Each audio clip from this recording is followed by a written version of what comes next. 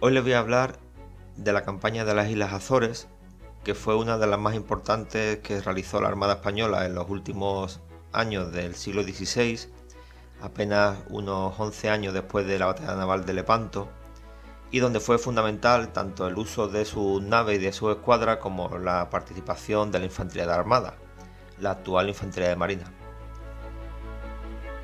Sobre esta campaña comentar que durante mucho tiempo en la historia se ha venido conociendo como la campaña de las Islas Terceiras, pero esto no deja de ser un error geográfico porque la isla Terceira es la tercera isla del archipiélago de las Azores, por eso se llama así, la tercera. Y por alguna manera pues se ha venido llamando eso, Islas Terceiras, pero no, la campaña fue superior, fue en todo el archipiélago y lo más correcto, como digo, sería llamar la campaña de las Islas Azores.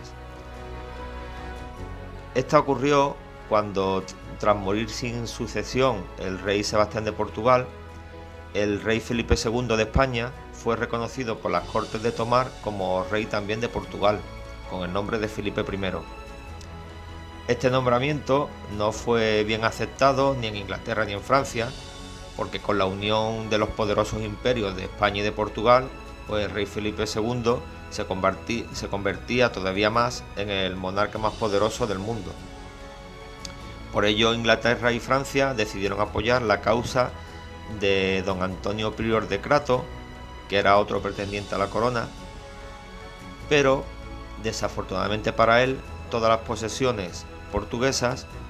en todo el mundo reconocieron a Felipe II como nuevo rey de Portugal, excepto este archipiélago de las Islas Azores, que como digo es un archipiélago formado por 9 islas, donde las más importantes son la isla de San Miguel y la isla tercera de las Azores.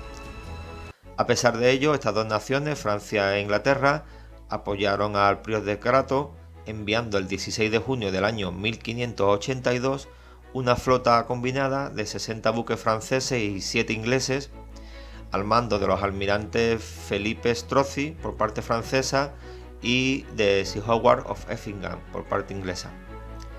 En esta flota anglo-francesa también iban embarcados unos 7.000 soldados de ambas naciones con la intención de ocupar físicamente todas las islas del archipiélago y hacerse fuerte allí. Cuando se enteró Felipe II de que había salido esa escuadra enemiga rumbo a las Azores, pues mandó la partida urgente e inmediata de las flotas de don Álvaro de Bazán, marqués de Santa Cruz y capitán general de la Armada, que desde el mes de enero de ese 1582 ya se estaban preparando en Lisboa en previsión de ese movimiento francés e inglés.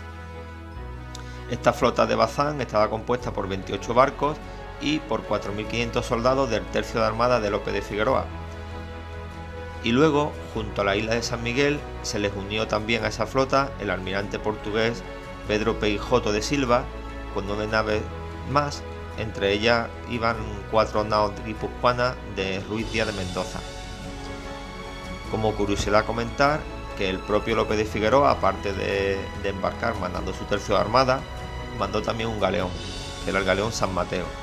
Este galeón San Mateo era el segundo en importancia de la escuadra española tras el galeón San Martín, que era el buque insignia de don Álvaro de Bazán. Se supone, no hay una documentación exacta que lo diga, pero que en ese galeón San Martín también iba embarcado Miguel de Cervantes. Al llegar a la zona el 21 de julio, Álvaro de Bazán fue informado por el gobernador de la isla de San Miguel que 3.000 franceses habían desembarcado allí una semana antes y que estaban saqueando las villas de la laguna y asediando el castillo de Punta Delgada,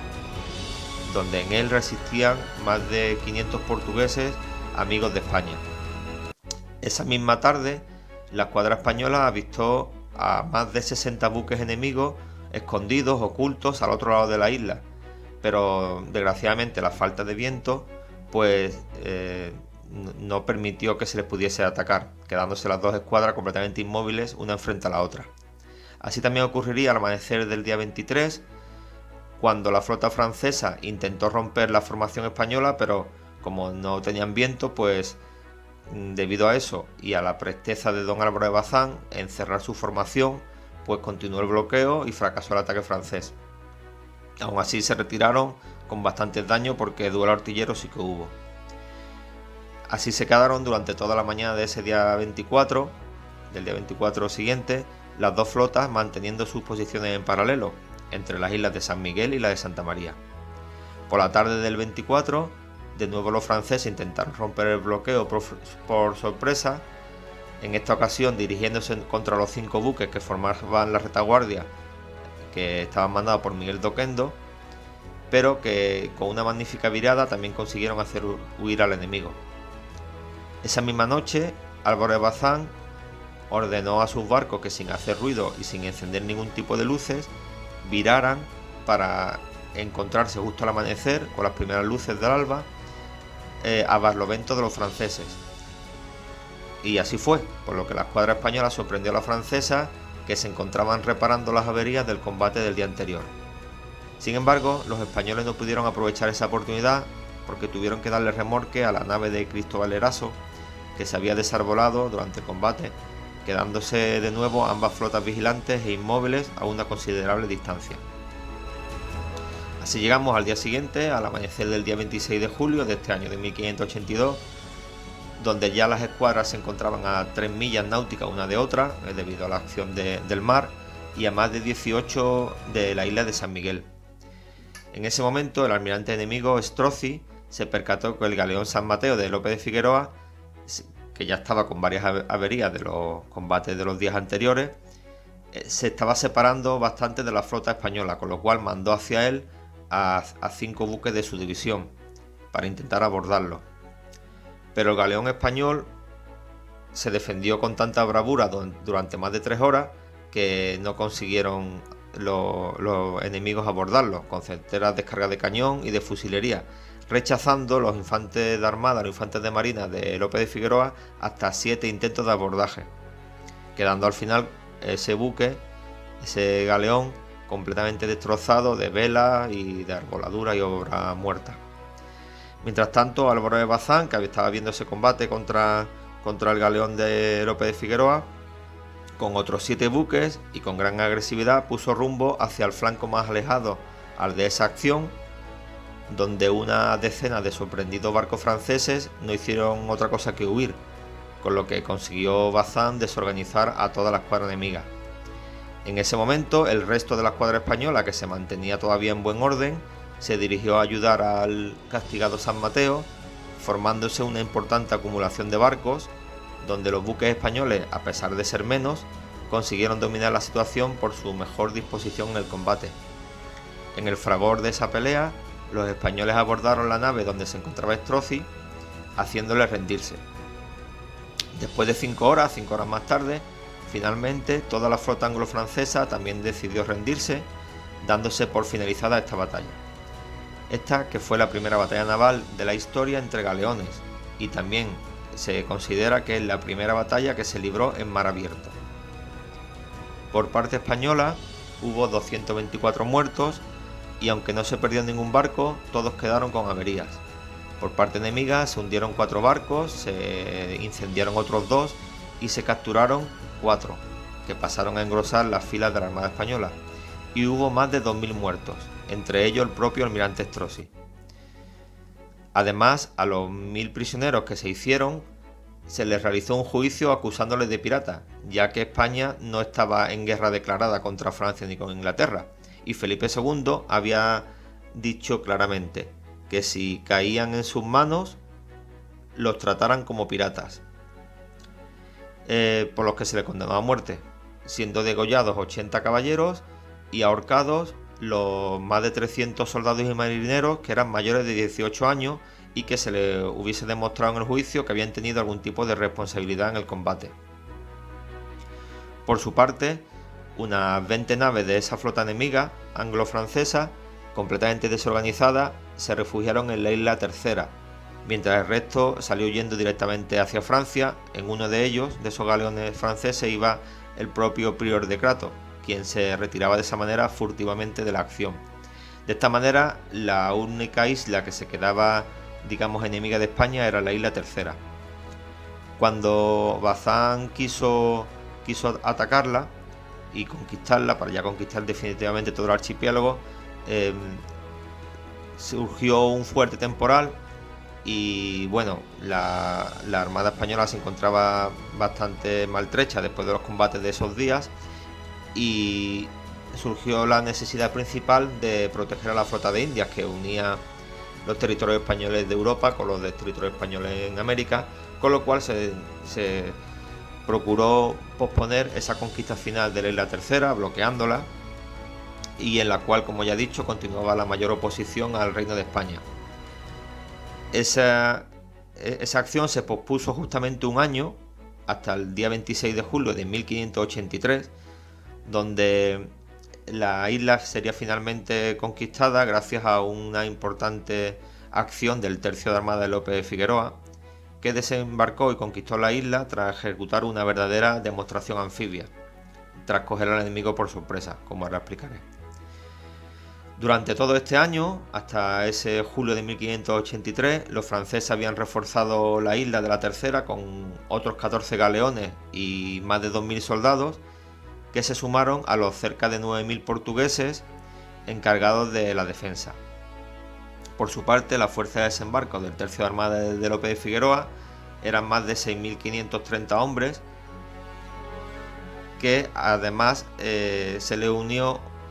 más de 15.300 de todo el ejército, procedentes de otros tercios, el de Bobadilla, de Sandoval, de Londrón, más varias compañías aliadas de italianos y de portugueses. Y a ellos también se les uniría en el ataque final el personal del tercio de Íñiguez, que se había dejado de guarnición en la cercana isla de San Miguel. Bueno, pues la operación anfibia comenzó con un fuerte bombardeo naval desde los galeones de Álvaro de Bazán, con gran fiereza contra las murallas de la ciudad de Agra, que era de la localidad más importante de esa isla de la Tercera, y que se encontraba junto a las playas que más defendidas tenían los franceses. Mientras, el tercio de Lope de Figueroa, embarcado ya en sus propias embarcaciones, viraba y desembarcaba más al este de donde se estaba produciendo ese bombardeo, en la Cala de las Molas exactamente. Para esta acción, Lope de Figueroa contó con unas lanchas de fondo plano, construidas especialmente para esta operación, que fueron las primeras embarcaciones de la historia dotadas de rampas abatibles en la proa, cuya misión era la de proteger a los soldados del fuego de los arcabuces enemigos durante la aproximación, así como permitirles el desembarco una vez abatida esa rampa tras la varada en la arena de la playa. Igualmente, fue también la primera vez en la historia que se estableció y se consolidó una cabeza de playa propiamente dicha, una vez que llegaron las fuerzas a tierra. Cuentan las crónicas de la época que los primeros en llegar a tierra fueron el capitán Luis de Guevara y los alféreces Francisco de la Rúa y Rodrigo de Cervantes, que era el hermano de Miguel de Cervantes, que se había alistado con él después de Lepanto en el tercio de Armada de Lope de Figueroa y habían participado en las campañas y las batallas de Navarino, Corfú, Túnez, y que además también estuvo preso con él en Argel. Bueno, pues el sorprendido enemigo, viéndose desbordado por los españoles, se retiró, se hizo fuerte en unas colinas cercanas que los infantes de armada tuvieron que asaltar sufriendo enormes bajas. Finalmente, el día 27, mientras las tropas de Lope de Figueroa entraban en la villa de San Sebastián, las fuerzas del ejército, que habían desembarcado con Álvaro de Bazán a la cabeza, tomaron la ciudad de Agra, apresando a los 34 buques enemigos que se encontraban en ese puerto. De esa manera, la isla Tercera de las Azores había sido conquistada para la monarquía española. En total se capturaron 310 piezas de artillería y se efectuaron un total de 1.600 prisioneros enemigos. Entre ellos estaba el conde de Torres Vedra, que era el gobernador de la isla, nombrado por el prior de Crato. Que este conde de Torres Vedra fue apresado mientras intentaba huir disfrazado de labriego. Como demostración del aprecio a los portugueses muertos al servicio de España, el propio rey Felipe II ordenó que a las viudas de estos portugueses fallecidos se le entregasen las tierras y las fincas de los partidarios del prior de Crato. Tras esta victoria, el rey Felipe II se hizo con el trono de Portugal y con el dominio de las principales rutas comerciales del Océano Atlántico, nombrando además a don Álvaro de Bazán como grande de España y como capitán general del mar Océano. Además de supuestamente Cervantes, Miguel, porque ya digo que Rodrigo sí que participó, también participó en ella, de eso sí se sabe, el famoso dramaturgo Félix López de Vega, integrado en el tercio de armada de Lope de Figueroa, también, al que se había alistado después de estar 4 años en la Universidad de Alcalá sin obtener ningún título. De hecho, a este Lope de Vega es al que se le atribuyen los famosos versos que se le dedicaron al almirante don Álvaro de Bazán tras esta victoria, que son los siguientes: